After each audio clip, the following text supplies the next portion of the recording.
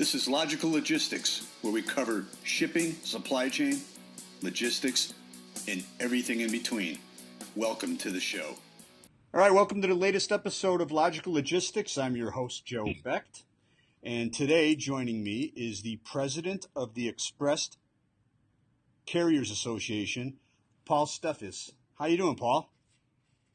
I'm doing well, Joe. Thank you for allowing us to talk about ECA on your forum here. No, I appreciate you joining us. ECA sounds like a great organization to join for companies out there that want to just link together for business connections. I had Mike Coyle on earlier in a previous episode, and he spoke greatly of the ECA. So you were on my radar to have as a guest since that interview. So thanks for joining us. Tell us about the ECA. Well, the Express Carriers Association was established over 20 years ago. It originally was a subchapter of the American Trucking Association. It was the Film and Expedited Motor Carriers subchapter. ATA made a decision over 20 years ago not to support certain subchapters. So at that point, the organization had to strike out on its own, which they did. And through the very diligent and hard work of some of the founding fathers back then, the Express Carriers Association was formed. And the primary purpose and the mission of the ECA is to foster business relationships through an innovative and unique networking platform. And we conduct an annual marketplace every year, typically in the spring. And we bring all of our members together, and we put them in front of companies that have shipping needs. And we do it in we do that in a one-on-one interview format. Interviews are pre-scheduled. All right. So our carrier members, which is the largest part of our membership, and we're over 200 local and regional carriers now, we provide them with, on average, 24 appointments with companies that are shipping commodities and shipping goods, direct shippers that are shipping their own commodities, as well as third-party administrators that are arranging transportation for their customers. And we run through a two-day scenario every year. We call it the marketplace. All right. Where we put local and regional carriers in this environment where they have an opportunity to speak directly to transportation managers and transportation procurement folks that are looking for an alternative to national and global integrators, where they want to deal direct with the local and regional carrier that's providing both same day, next day, and deferred last mile and first mile pickup and delivery service. All right. We've been successful at doing that now for over 20 years. And we're proud to say that this is one of the very few associations that has experienced positive growth in terms of membership and also attendance at our annual marketplace year over year. Specifically over the past 5 years, we've enjoyed on average 5 to 10% growth. And in 2016, we had a record-breaking increase in participation in our annual event. We experienced a growth rate of 25%, which is just unheard of in any trade association organization that's out there today. That's outstanding. That speaks for itself. So it sounds like it's like a speed connection between companies. Describe first of all, when does this occur? Typically, we're scheduling towards the end of March, anywhere through mid-April every year. We try to position the association so it's not conflicting with any other springtime conferences, as well as the holidays, some of the holidays that are sprinkled in through March and April. So we're typically towards the end of March or through mid-April. And you're exactly right, Joe. It is a speed dating concept. The shippers and our carriers and our vendor exhibitors all fill out a profile, all right, which highlights what their company is, what they do, where they do it, how they do it, what services they offer. In the case of our vendor exhibitors, what commodities or services or goods they offer.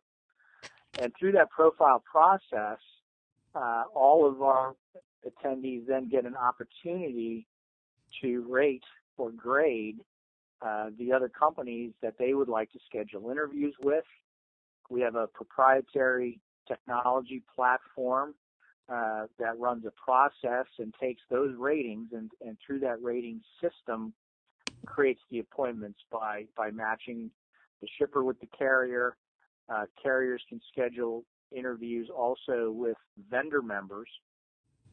Okay. And then for the last 2 years, we've been running networking tables where if you're a local or a regional carrier and you're looking to build out an agent network, or if you're looking for support in other cities that you don't want to establish a physical presence in, you can schedule interviews with other carrier members that are attending the marketplace.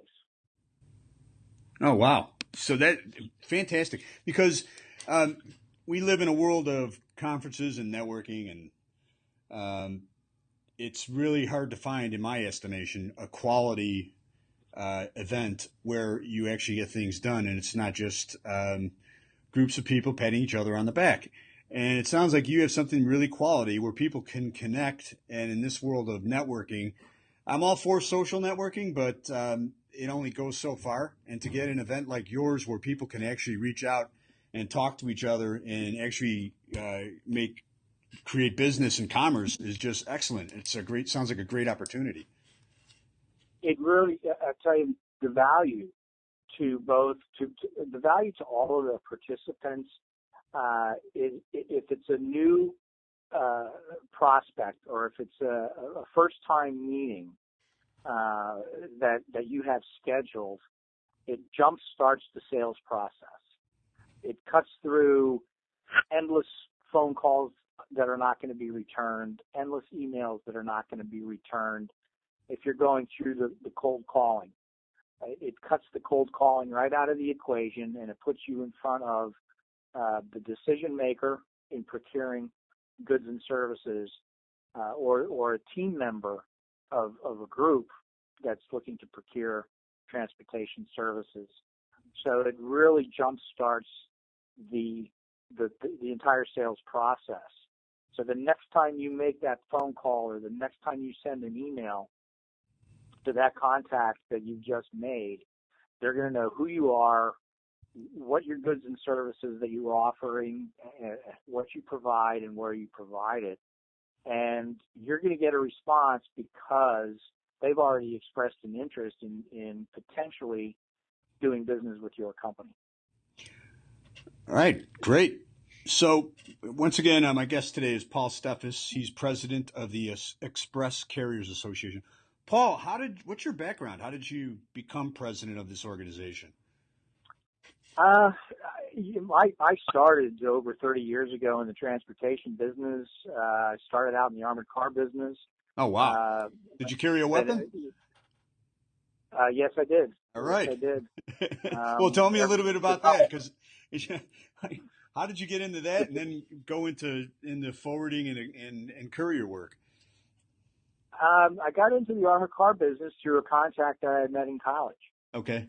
And ever since that, throughout my entire career, as I moved through my career path, I never secured a position by a classified ad or in today's day and age, any online recruiting, it was all through networking. It was through a connection that I had known, and they were aware of a position or that someone was recruiting for a position that could be a fit. Back in those days, many armored car companies ran a parallel courier division, as they were primarily servicing banks. Okay. The banks had a need to move cash in and out of the branch banking system, but at the same time, they had a daily need to move checks in and out of the branch banking system. So they went hand in hand, but it was two different route structures, and the armored cars did not move checks, and the courier vehicles did not move cash. Okay. And then moving forward, Wells Fargo was one of the first. Wells Fargo armored car, who's no longer in existence. They through a series of acquisitions, but they developed a separate standalone courier division, being Pony Express. Okay. And Pony Express was established. Brinks did the same thing. Purolator, back in the day, Purolator started in America as an armored car company, and they established a courier division. Purolator grew to be, at the time, one of the strongest ground line haul, first mile, last mile delivery services in the country. And to fast forward through the evolution of our industry, as the banking business started to go away with courier companies, the ones that survived diversified into moving other commodities and getting away from the bank business. The Check 21 Act really killed moving physically moving the checks, and today everything is imaged and done electronically anyways. So that's really how I got my start. That led me into working for a series of companies that were starting to build out regional delivery networks. From there, I jumped into the air cargo business. I worked for a company, Financial Air Express, which later became AirNet. I remember them. Yeah. It was fax. They had right. So there was a lot of bank transactions, but they had a great service where I remember here at Midway, it was like a 2 a.m., 2:30 a.m. cutoff, so we could get all those late night law firm shipments out on their planes. Yeah. Yep, they ran a fleet of Learjets and small prop planes, and they ran actually 3 hubs each night in Columbus, Ohio. The first one turned at midnight, the second one turned at 2:30, and the last one turned at 5 o'clock. And that enabled shippers on the East Coast.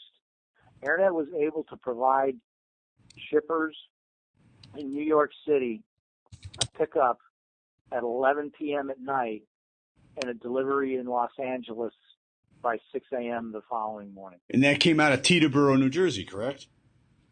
Teterboro was a hub. Okay. The main hub was in Columbus, Ohio. There was a hub in Teterboro, New Jersey, and there was also a hub in Charlotte, North Carolina. Okay. Those were the 3 hubs that ran every night. And that gave me exposure to a lot of different businesses that had shipping needs other than just the banks. From there, I became introduced to a regional carrier on the East Coast that was looking to build out a ground line haul system from New York down to Virginia, Southern Virginia. And from there, I transitioned over to running a company in Denver, Colorado, which is multifaceted and offers same day, next day transportation, and even nighttime distribution. Okay. And with all of those companies that I have been with, every one of them benefited from being a member of the Express Carriers Association.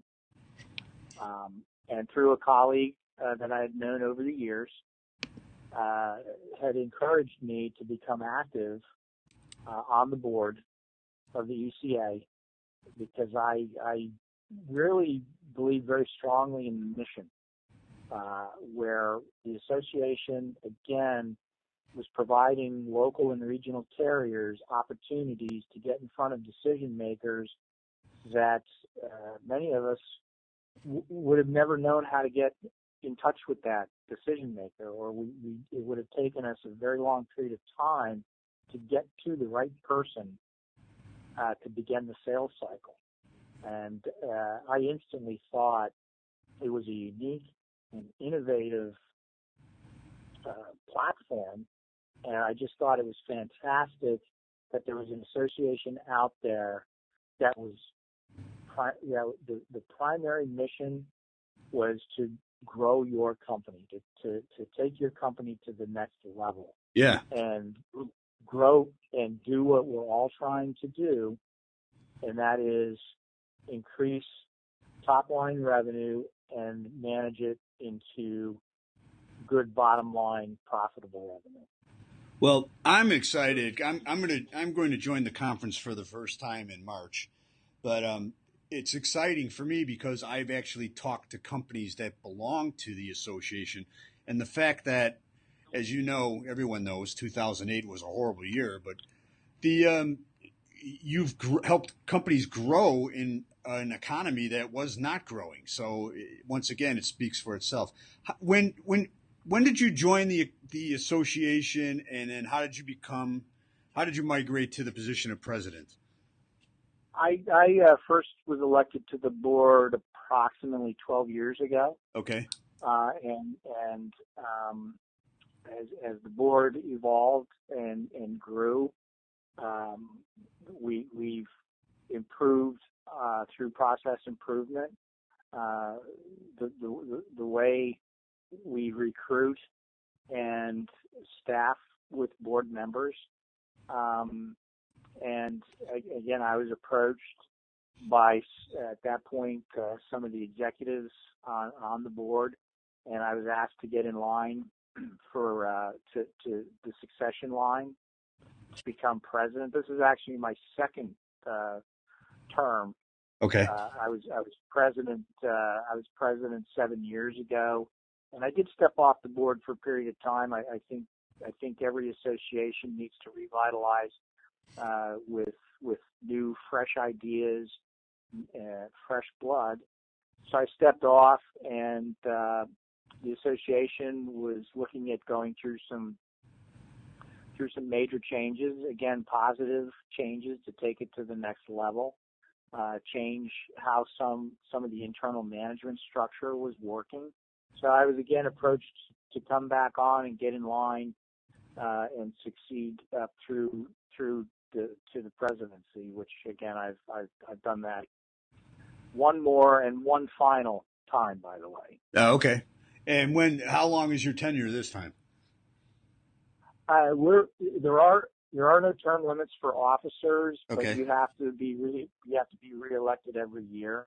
All right. And our executive committee right now is going through a decision-making process of what is the optimal number of terms for executives to serve in order to be most effective. And we're actually going through that decision-making process right now. So then we can chart the course with the current board members. We have, I will say, I think, the greatest group of talented board members that I've ever seen in the industry today. They're hardworking. They're supported by just a fantastic executive director and management company. So we're in that decision-making process right now. How do we craft terms for officers to be most effective and return really the greatest value to our members? It's all about the members. If we're not returning value to our members, there's no reason for the association to exist. Okay. So with saying that, how does one become a member?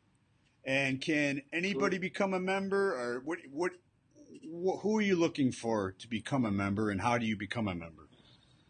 There are several different membership classifications. Okay.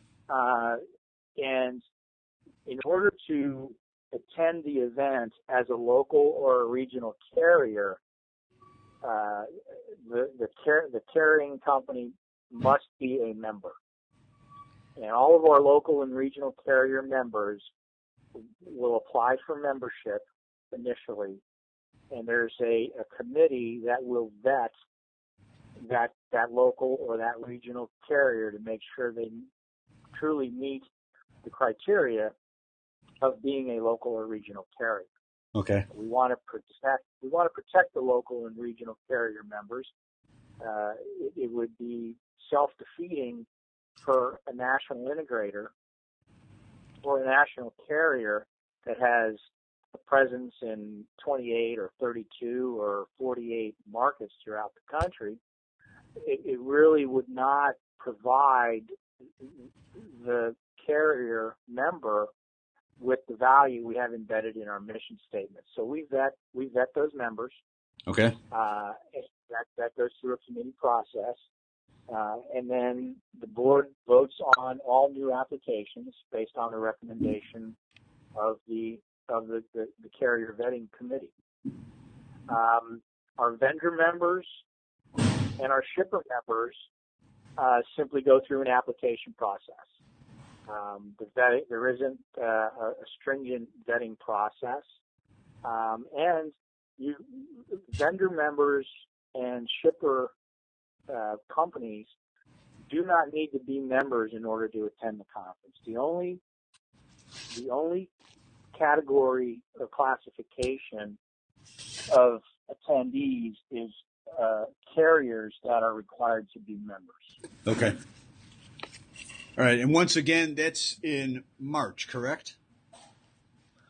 This year coming up in Dallas, we're at the end of March. Okay. But the following year, we're still finalizing those dates. It may be the end of March. It may be beginning of April. Right. But that's the time frame. It's always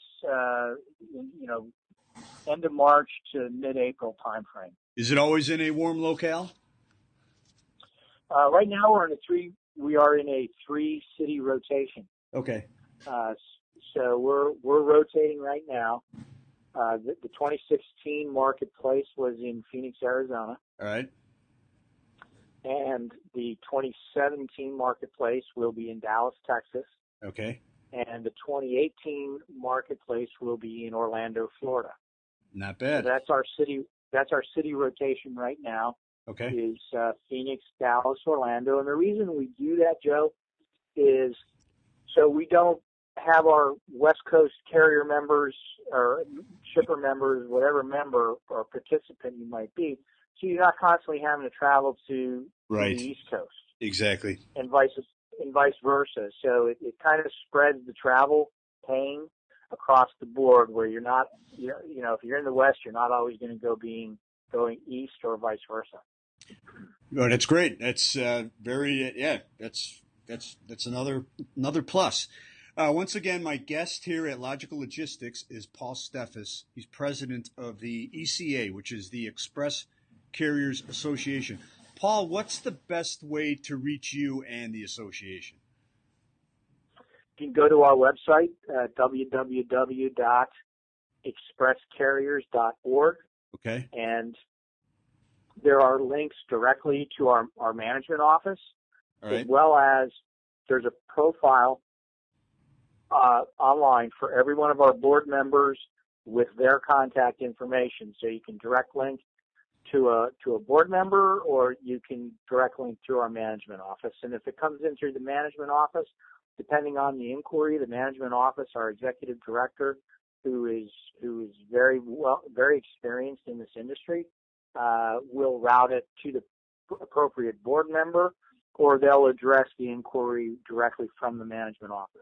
Okay, so for everyone that's listening out there, the best way to contact the ECA is the expresscarriers.org, correct?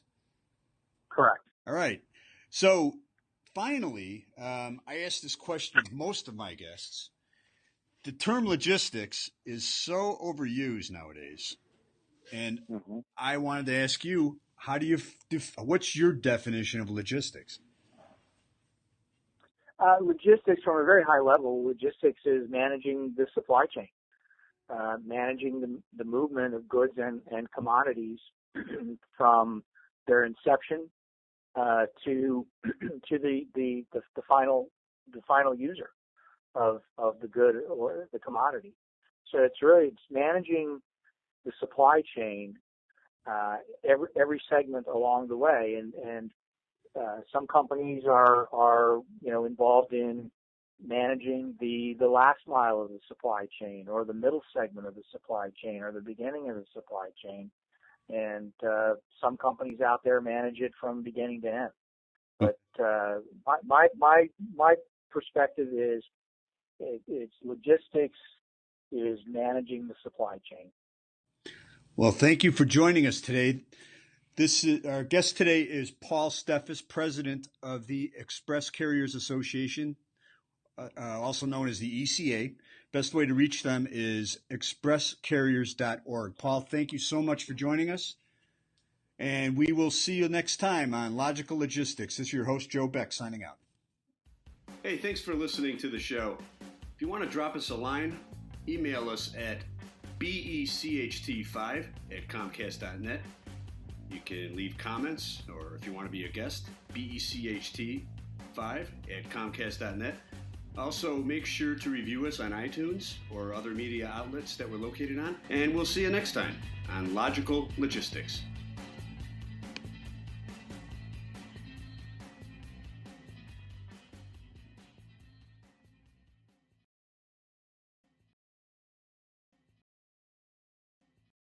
Click the subscribe button for new videos every week and download us and review us on iTunes. Visit www.beslogistics.net for more logistics, transportation, and warehousing resources. Thanks for watching.